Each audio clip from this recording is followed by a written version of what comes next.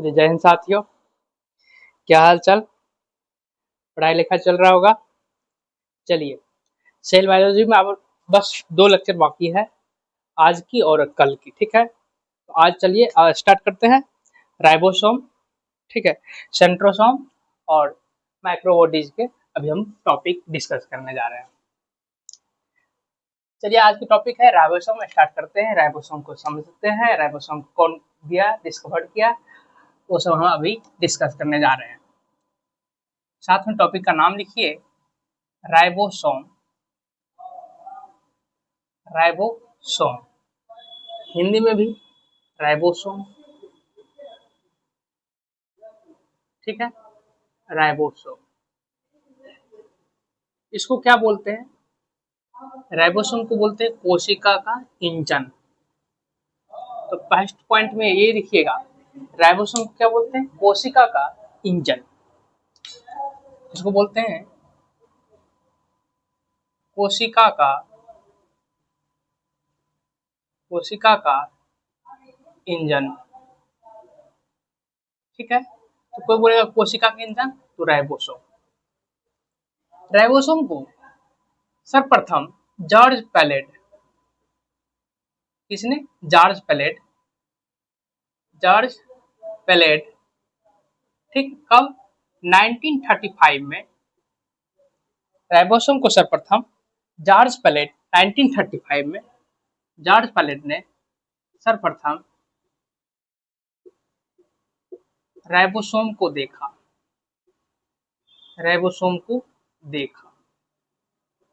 तो फर्स्ट, तो यहाँ पर क्वेश्चन बनेगा कि राइबोसोम को सर्वप्रथम किसने देखा?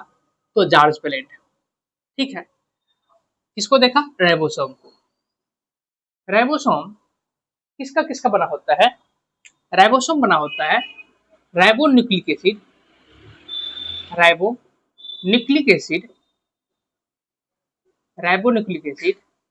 एवं प्रोटीन की बनी होती है,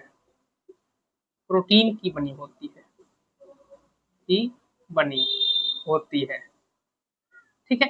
राइबोसोम किसका बना होता है? राइबोन्यूक्लिक एसिड, यानी कि राइबोन्यूक्लिक एसिड को हम शॉर्ट में लिख सकते हैं आरएनए। शॉर्ट में लिख लीजिए आरएनए, और साथ ही प्रोटीन की बनी होती है। अगर क्वेश्चन में आएगा कि राइबोसोम किसकी बनी होती है, तो ऑप्शन आएगा आरएनए और प्रोटीन, डीएनए, आरएनए, तो मारिएगा आरएनए एवं प्रोटीन की बनी होती है। आरएनए का full form ribonucleic acid. Ribosome में कोई मेम्ब्रेन बॉन्ड नहीं होता है, यानी कि राइबोसोम कैसा है? नो मेम्ब्रेन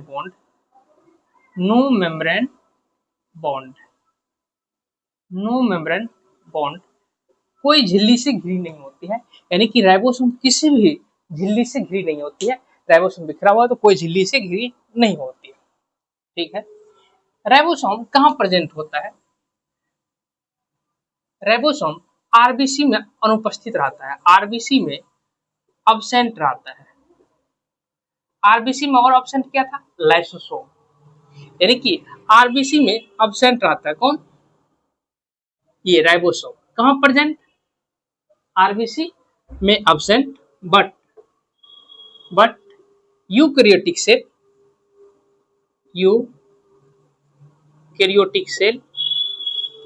एवं prokaryotic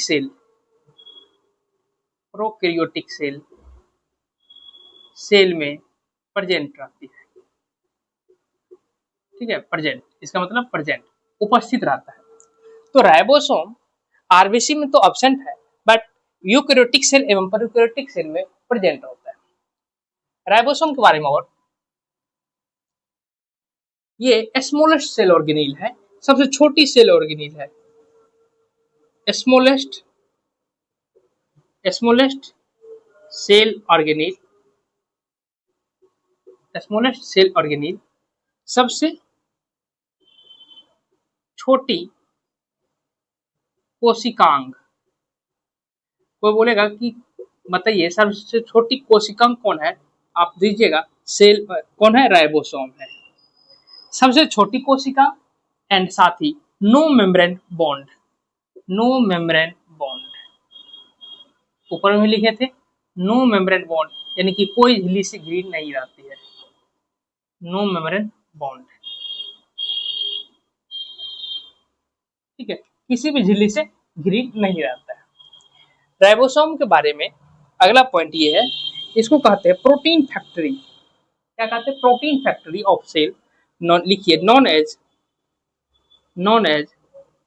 protein factory, protein factory of cell, protein factory of cell, ठीक है। प्रोटीन फैक्ट्री, कोशिका की प्रोटीन फैक्ट्री, कोशिका की,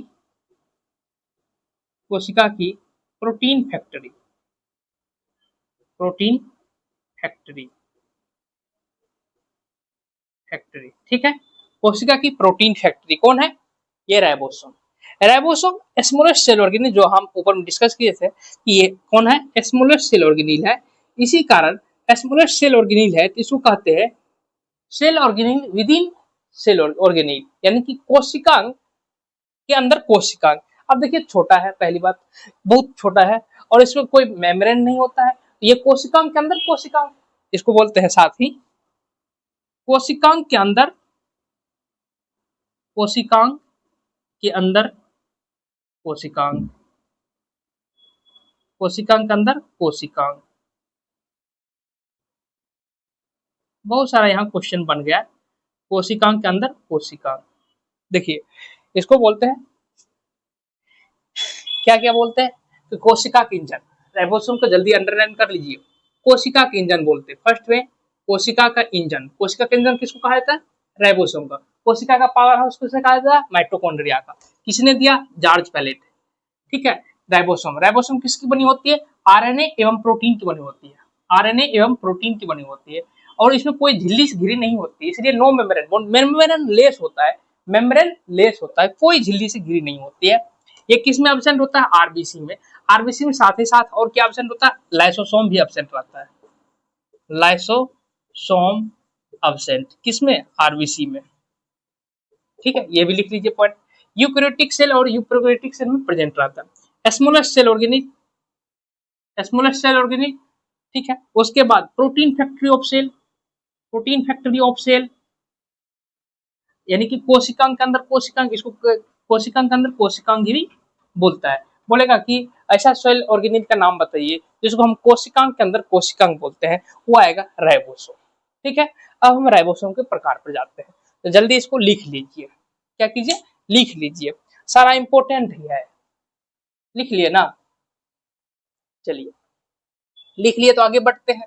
अब क्या पढ़ेंगे? राइबोसोम के प्रकार, ठीक है। राइबोसोम के प्रकार, जल्दी जल्दी इसको लिख लिए तो आगे बढ़ते हैं। सारा इंपॉर्टेंट ही है, एग्जाम के व्यू से भी, ऐसे भी नॉलेज पर्पज से भी काफी इंपॉर्टेंट है। मान लीजिए बायोलॉजी पढ़ रहे हैं और कोशिका इंजन नहीं जानते हैं तो बहुत ही मतलब शर्मिंदा वाली बात है,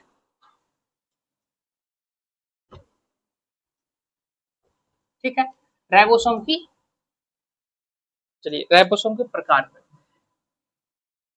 राइबोसोम कितना होता है? 80S होता है और 70S होता है, ठीक है। जब हम पहले क्लास में बताए थे, जब पादप कोशिका और प्लांट एनिमल कोशिका हम बांट रहे थे, तो वहां बताए थे कि राइबोसोम 80S और 70S के बारे में। राइबोसोम 80S और 70S, 80S और 70S, ठीक है। 80S कहाँ मिलेगा?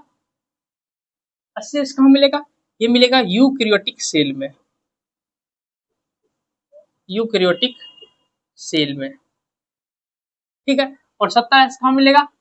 प्रोकैरियोटिक सेल में, जनरली प्रोकैरियोटिक सेल में, ठीक है। ये 80S यूकैरियोटिक सेल में रहता है। तो किसका बना होता है? दो छोटा यूनिट से बना होता है, स्मॉलर सब यूनिट से बना होता है, यानी कि 80S टूट जाता है, यानी कि जिससे बना है 60S plus 40S, 60S plus 40S से मिलकर बना है। जबकि ये 70S बना होता है 50S प्लस 30S, ठीक है। 50S प्लस 30S, तो ये 60S प्लस 40S से बन के मतलब मिलके बना होता है। तो आप बताइए एस मतलब क्या होता है? एस मतलब क्या होता है? सेवेट वर्ग यूनिट या सेडिमेंटेशन रेट, एस मतलब अंडर एस का लिखिए, एस मतलब क्या होता है, एस मतलब, एस का फुल फॉर्म होता है स्वेडबर्ग यूनिट, स्वेडबर्ग यूनिट बोलते हैं, ठीक है, या इसी का, या sedimentation rate, sedimentation station rate, ये क्या दर्शाता है, ये सेडिमेंटेशन रेट एस क्या दर्शाता है, ये दर्शाता है आकार और घनत्व के बारे में बताता है कि राइबोसोम की कितनी आकार और घनत्व है, ठीक है, यानी कि ये एस सेडबर्ग यूनिट और सेडिमेंटेशन रेट इसी का नाम है दूसरा। सेडिमेंटेशन रेट ये क्या बताता है, आकार और घनत्व को बता रहा है। आपका एग्जाम में आएगा कि राइबोसोम के जो एस होता है, एस मतलब क्या होता है, क्या दर्शाता है, तो आप लिखिएगा, आप ऑप्शन मारिए, टिक लगाइएगा, आकार साथ ही साथ और घनत्व को दर्शाता है, घनत्व को दर्शाता है यानी कि बताता है, ठीक है, किसको, आकार को घनत्व को दर्शाता है, ठीक है, आकार और घनत्व को दर्शाता है। चलिए यही टाइप था, यही लिख लीजिए, लिख लिए। चलिए एक क्वेश्चन है, एक क्वेश्चन हम दे रहे हैं जो कि ऑप्शन व्यू से मतलब क्वेश्चन काफी बढ़िया है। आप लोग के सामने एक प्रोसेसर क्वेश्चन, क्वेश्चन है कि पोलीराइबोसोम या पोलीसोम या एर्गोसोम किसे कहते हैं। क्वेश्चन क्या है, क्वेश्चन ये है पोलीराइबोसोम, पोलीराइबोसोम या पोलीसोम या इर्गोसोम, तीनों एक ही समझिएगा, ठीक है, हिंदी में भी पोलीराइबोसोम तो पोलीराइबोसोम होगा, पोलीराइबोसोम, ठीक है, पोलीराइबोसोम या पोलीसोम या इर्गोसोम, एर्गोसोम क्या है, ठीक है, पोलीराइबोसोम या पोलीसोम या एर्गोसोम क्या है। चलिए प्रोटीन संश्लेषण के दौरान, इसका ये है कि प्रोटीन संश्लेषण के दौरान कुछ राइबोसोम छोटी उप इकाई वाला, यानी कि जो स्मॉलर सब यूनिट था, जैसे 40 एस था और 30 एस था, यानी कि छोटी उप इकाई वाले से राइबोसोम की सहायता से एमआरएनए के साथ संलग्न हो जाती है, जो हम मोलिकुलर बेसिस ऑफ इनहेरिटेंस बताएंगे, तो यही पोलीराइबोसोम कहलाता है। क्या कहलाता है पोलीराइबोसोम, देखिए क्या कहलाता, लिख रहे हैं, पोलीराइबोसोम या पोलीसोम या एर्गोसोम तीनों एक ही होता है, तो इसका ये हुआ आंसर। प्रोटीन संश्लेषण के दौरान, प्रोटीन संश्लेषण के दौरान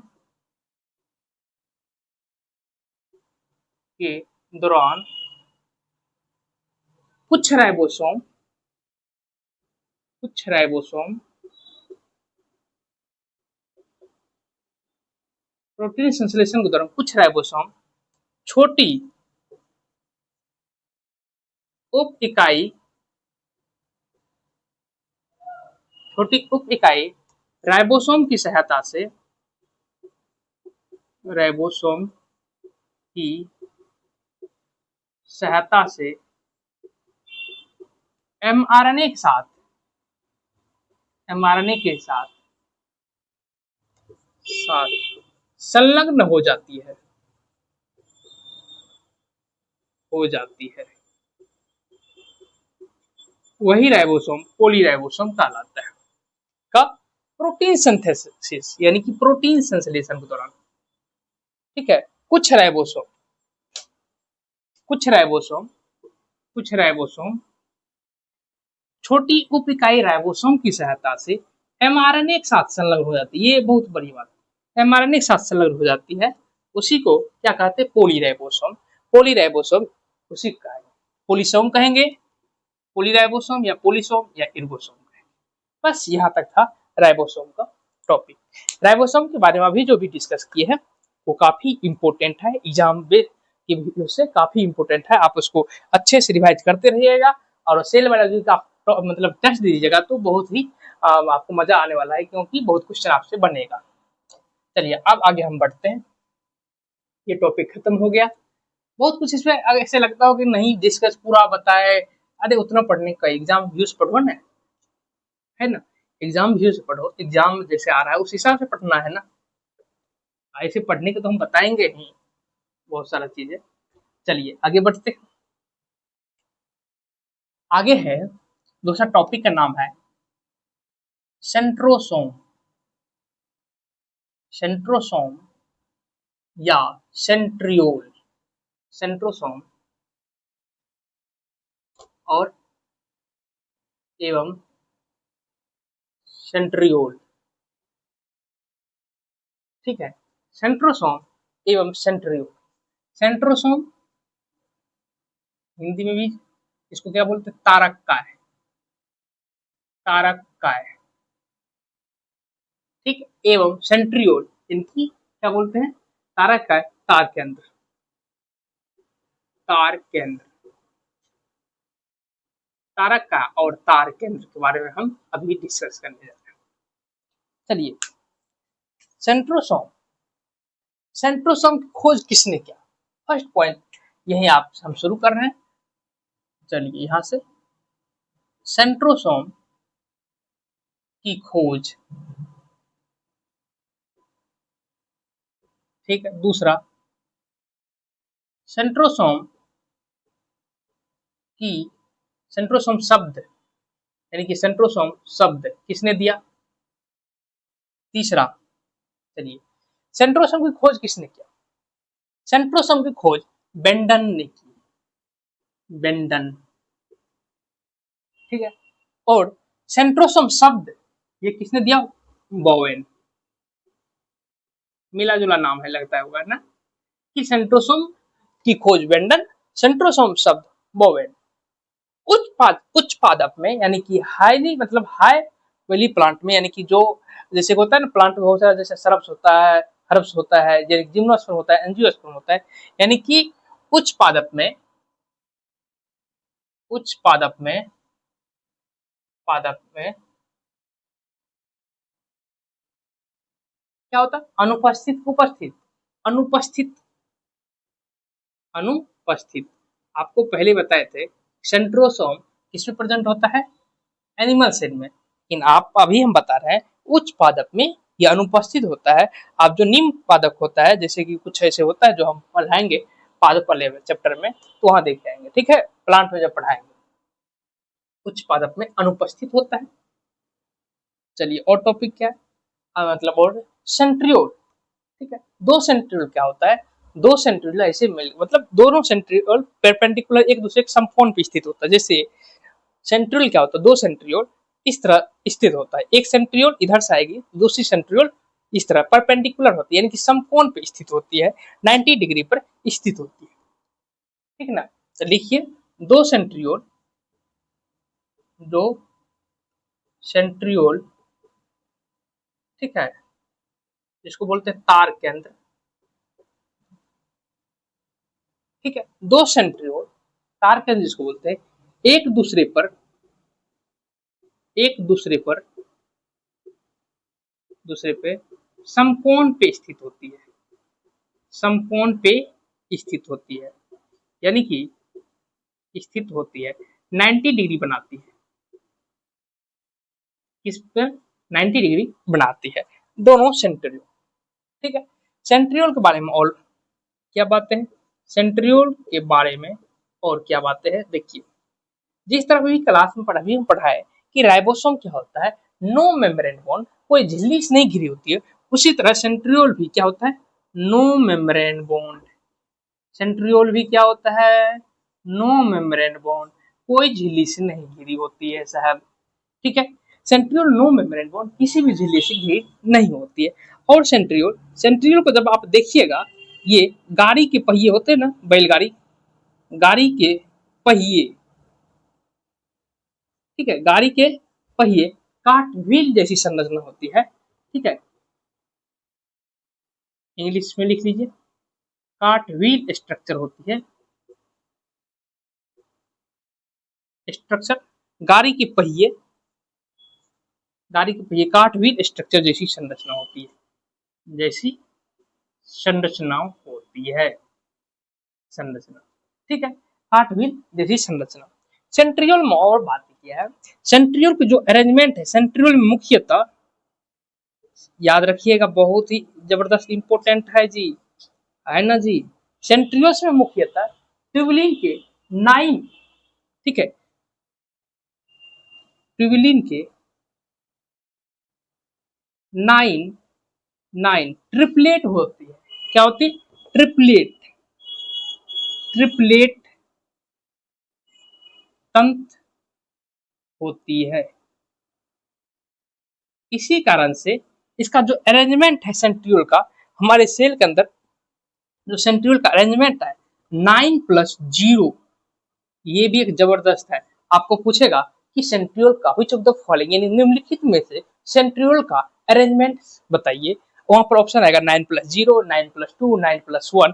तो ये 9+0 मारिएगा, ये 9+0 अरेंजमेंट में अरेंजमेंट होती है, अरेंजमेंट, ठीक है, यानी कि ये व्यवस्था में होती है, ठीक है। यानी कि सेंट्रियोल के बारे में कितना लाइन याद रखिएगा। पहला, नो मेम्ब्रेन बोन, किसी भी झिल्ली से घिरी नहीं होती है। दूसरा, गाड़ी के पहिए, जैसे बैलगाड़ी का पहिए देखते हैं उसी तरह गांठ व्हील स्ट्रक्चर जैसी संरचना दिखेगी, ठीक है। उसके बाद ये मुख्यतः ट्यूबुलिन के, किसकी? ट्यूबुलिन की, ये याद रखिएगा कितना, 9 ट्रिपलेट तंत्र होती है। ट्रिपलेट काफी जबरदस्त है, यहाँ पर क्वेश्चन मार्क, ट्रिपलेट तंत्र होती है, 9 ट्रिपलेट तंत्र, और इसी कारण इसका अरेंजमेंट 9+0 होती है, ठीक है। इसका स्ट्रक्चर इस तरह दिखेगा, जैसे ये, ठीक है, इस तरह दिखा रहा हूँ, ये हो गया, और यहाँ पर ये 9 दिखा दीजिए, इस तरह से 9 होनी चाहिए, ठीक है। देखिए 9 हो गया होगा लगभग, 1 2 3 6 3 9, 9 इस तरह अरेंजमेंट होता है, यानी कि 9 तो ये फाइबर हो गया, और सेंटर में एक ही होता है, ये 9+0 अरेंजमेंट होता है, ठीक। ये सेंट्रियोल के बारे में। सेंट्रियोल का काम क्या है, मेन फंक्शन क्या है? जंतु कोशिका में कोशिका विभाजन के समय सेंट्रियोल का महत्वपूर्ण भूमिका होती है, इसलिए सेंट्रियोल को कोशिका केंद्रक कहा जाता है। ठीक, क्या होता है इसका काम? चलिए बात करते हैं इसका काम पे। सेंट्रियोल का मेन फंक्शन यहाँ लिख दूं, मुख्य कार्य, सेंट्रियोल का मुख्य यहाँ लिख देता हूं, main function, main function of centriole, ठीक है। कार्य केंद्र का मुख्य कार्य क्या होता है? क्या होता है? कार्य केंद्र का मुख्य कार्य, लिखिए, हिंदी वाले लिखिए, कार्य केंद्र का मुख्य कार्य जंतु कोशिका में, जंतु कोशिका में, जंतु कोशिका में, ठीक है, कोशिका विभाजन के समय, कोशिका विभाजन के आरंभ में, आरंभ में सेंट्रियोल्स का, सेंट्रियोल्स का महत्वपूर्ण भूमिका होती है, महत्वपूर्ण भूमिका होती है, भूमिका होती है। फिर से समझिए, जंतु कोशिका में, एनिमल सेल में कोशिका विभाजन के आरंभ में सेंट्रियोल्स का मुख्य का मतलब महत्वपूर्ण भूमिका होती है। इसी कारण से इसको, इसी कारण से, इसी कारण से, कारण से इसे, यानी कि सेंट्रियोल्स को, सीधे लिखिए, इसी कारण से सेंट्रियोल्स को कोशिका केंद्रक कहते हैं, कोशिका केंद्रक कहते हैं, केंद्रक, सेल सेंटर कहते हैं, सेल सेंटर्स कहते हैं, ठीक है। ये इधर वाला लाइन है, ये इसका इंपॉर्टेंट में आ गया, मेन फंक्शन ऑफ सेंट्रियोल, कोशिका विभाजन के समय में, ठीक है। ये इधर आ गई, इसी कारण से कोशिका केंद्रक कहा जाता है। किसको कोशिका केंद्रक कहा जाता है? सेंट्रियोल को। किसको? सेल सेंटर कहते हैं, सेंट्रियोल्स को, ठीक है। सेंट्रियोल्स यहाँ लिख देता हूँ, इसको सेल सेंटर भी कहते हैं, सेल सेंटर्स भी कहते हैं, कोशिका केंद्रक। यहाँ तक क्लियर हो गया। सेंट्रोसोम एंड सेंट्रियोल, बस इतना ही था। ठीक है, ये इधर का हो गया और ये इधर का हो गया। ठीक है, चलिए यहाँ तक क्लियर, ये यहाँ से लिखिए, आप यहाँ तक लिखिए, फटाफट जल्दी लिखिए और उसके बाद आगे बढ़ते हैं। यहाँ से लिखते चलिए, फिर वहाँ हम इधर बांट दिए, उधर फिर कंप्लीट कीजिए। चलिए यहाँ तक लिख लिए होंगे, साफ करते हैं। चलिए अब क्या पढ़ेंगे, अब है माइक्रो बॉडीज। माइक्रो बॉडीज के बारे में बताइए। ठीक है, माइक्रो बॉडीज के बारे में क्या जानते हैं, थोड़ा पूछ लेता हूँ आप लोग से माइक्रो बॉडीज के बारे में। माइक्रो बॉडीज, माइक्रो बॉडीज, ठीक है, ये प्रोटोजोआ, कवक, पादप, यकृत और वृक्क की कोशिकाओं में 0.3 से 1.5 व्यास की एकल झिल्ली से घिरी, एकल झिल्ली से घिरी गोलीय संरचना जिसमें एंजाइम उपस्थित होते हैं, उसी को माइक्रोबॉडीज कहते हैं। ठीक है, लास्ट टॉपिक है अभी का माइक्रोबॉडीज, बहुत बढ़िया से ध्यान से समझिएगा। लास्ट टॉपिक है माइक्रोबॉडीज, लिखिए माइक्रोबॉडीज। ठीक है, माइक्रो माइक्रोबॉडीज,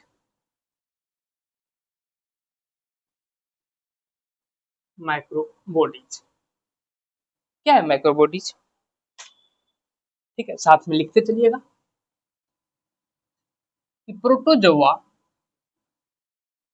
प्रोटोजोआ, कवक, पादप, ठीक है, प्रोटोजोआ, कवक, पादप, यकृत जिसको बोलते हैं लीवर, व वृक्क, वृक्क की कोशिकाओं में, वृक्क की कोशिकाओं में, ठीक है, कोशिकाओं में 0.3 से लेकर 1.5 माइक्रोन, माइक्रोन है व्यास की, व्यास मतलब डायमीटर की, व्यास की, ठीक है, एकल झिल्ली से, यानी कि सिंगल लेयर, सिंगल मेम्ब्रेन, एकल झिल्ली से घिरी गोलीय, एकल झिल्ली से घिरी गोलीय, ठीक है, संरचना, संरचना जिसमें एंजाइम उपस्थित हो, जिसमें एंजाइम, अगर किसी को लिखावट में प्रॉब्लम होगा तो हम बोलते जाएं तो उसको लिखते चलिएगा। ठीक है, जिसमें एंजाइम उपस्थित हो, उपस्थित हो, माइक्रोबॉडीज कहलाता है, माइक्रोबॉडीज कहलाता है, कहलाता है, माइक्रोबॉडीज कहलाता है। ठीक है, क्या कहलाता है, प्रोटोजोआ, कवक, पादप, यकृत और वृक्क की कोशिकाओं में एकल झिल्ली से घिरी, कौन सी झिल्ली, एकल झिल्ली, सिंगल मेम्ब्रेन से गोलीय संरचना को माइक्रोबॉडीज कहते हैं। माइक्रोबॉडीज कितने, इसका 3 टाइप होता है माइक्रोबॉडीज, 3 माइक्रो, फिर से लिख दे रहा हूँ, बॉडीज। ठीक है, माइक्रोबॉडीज, माइक्रोबॉडीज में 3 होता है। इसको एक होता है जिसको हम बोलते हैं एस्फेरेसोम, एस्फेरोसोम, एस्फिरोसोम, ठीक है, या ओलियोसोम, एस्फिरोसोम या ओलियोसोम बोलते हैं। दूसरा पेरोक्सीसोम्स बोलते हैं, पेरोक्सीसोम्स, और तीसरा गैलेक्सीसोम बोलते हैं। देखिए तीनों में सोम सोम लगा है ना। ठीक है, एस्फिरोसोम या ओलियोसोम, ओलियोसोम, इसको पेरोक्सीसोम्स, पेरोक्सीसोम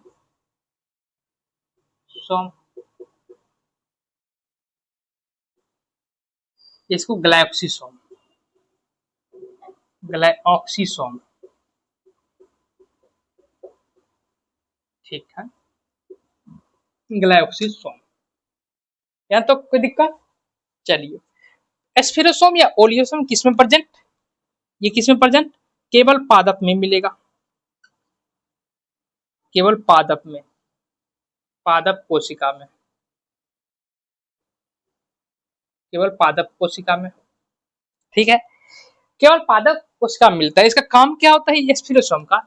लिपिड का संचय और क्या करना? संश्लेषण करना। इसका काम क्या है? लिपिड का, लिपिड्स का संचय व संश्लेषण करना, संश्लेषण करना। मार्कर में लगता है प्रॉब्लम है। लिपिड का संचय और संश्लेषण करना, ठीक है। उसके बाद ये केवल पादप में मिलेगा, लिपिड का संचय और संश्लेषण करना, ठीक है। उसके बाद ये ओलियोसोम कि इसी कारण से लिपिड का संचय संश्लेषण करता है, इसको पादप लाइसोसोम बोलते हैं, पादप लाइसोसोम बोलते हैं। किसको पादप लाइसोसोम बोलते हैं? एस्फेरोसोम को। यहाँ लिख दीजिए साइड में, इसको पादप लाइसोसोम बोलते हैं, पादप लाइसोसोम बोलते हैं, लाइसोसोम, ठीक है, पादप लाइसोसोम। कोई बोलेगा आपको पादप लाइसोसोम का नाम बताइए, आप झट से तुरंत बोल दीजिएगा एस्फेरोसोम या ओलियोसोम, पादप लाइसोसोम, ठीक है। किसमें के पादप लाइसोसोम यानी कि एस्फेरोसोम या ओलियोसोम में 3 पॉइंट है, आप लिखिए अगर नहीं दिख रहा होगा तो। पहला, ये केवल पादप कोशिका में मिलता है, दूसरा लिपिड का संचय और संश्लेषण करता है, और तीसरा इसको पादप लाइसोसोम बोलते हैं। पेरोक्सिसोम्स ये प्लांट सेल, प्लांट सेल एवं एनिमल सेल दोनों में, एनिमल सेल दोनों में, दोनों में, ठीक है, प्लांट सेल और एनिमल सेल दोनों में मिलेगा। कौन? पेरोक्सिसोम। कहेगा ऐसा माइक्रोबटीज का नाम बताइए जो प्लांट और एनिमल सेल दोनों में, तो पेरोक्सिसोम होगा, क्योंकि गैलेक्सिसोम सिर्फ पादप में मिलता है, ये केवल, केवल पादप कोशिका में, ठीक है, केवल पादप कोशिका में, ठीक है। इसके बारे में बताया था वीवर ने, ठीक है, तेल युक्त कोशिका में, ठीक है, देखा था, इसलिए उसको लिखना नहीं है, ज्यादा इंपॉर्टेंट नहीं है। बस इसमें यह इतना ही याद रखिएगा कि एस्फेरोसोम ये कहाँ से पादप में मिलता है, गैलेक्सिसोम पादप में मिलता है, पेरोक्सिसोम प्लांट और एनिमल दोनों में यानी कि पादप और जंतु दोनों में मिलता है, और पादप लाइसोसोम किसको बोलते हैं वो आप याद रखिएगा, एस्फेरोसोम या ओलियोसोम बोलते हैं। काफी इंपॉर्टेंट आज का टॉपिक भी रहा, कल का टॉपिक भी सारा काफी इंपॉर्टेंट था, ठीक है। आप इसको कवर करते चलिएगा, साथ ही साथ आप लेक्चर को कवर करते जाइएगा, तो आपको इतना लंबा नहीं बुझाएगा, ठीक है। ये है, ये वैसे है, कैसे पढ़ेंगे, ऐसा नहीं बुझाएगा, आप साथ ही साथ पढ़ाई करते रहिए। इसके बाद कल जब भी है, इसके नेक्स्ट क्या बचा है? अब बच्चा है न्यूक्लियस, बच्चा है, और क्या कुछ क्रोमोसोम बचा है। तो न्यूक्लियस और क्रोमोसोम को लेकर हम हो सके कल डिस्कस, एक ही क्लास में न्यूक्लियस और क्रोमोसोम भी खत्म हो जाएगा, तो बेहतर होगा अगली क्लास में जब हम पढ़ाएंगे तो उत्तक स्टार्ट करेंगे, ठीक है। उत्तक या फिर जो भी टॉपिक मिलेगा अच्छा वाला हम स्टार्ट करेंगे। आप इसको तब तक आप रिवाइज करते चलिए, पढ़ाई करते चलिए। आज की क्लास के लिए चलिए, फिर मिलते हैं कल। चलिए तब तक के लिए आप मस्त रहिए।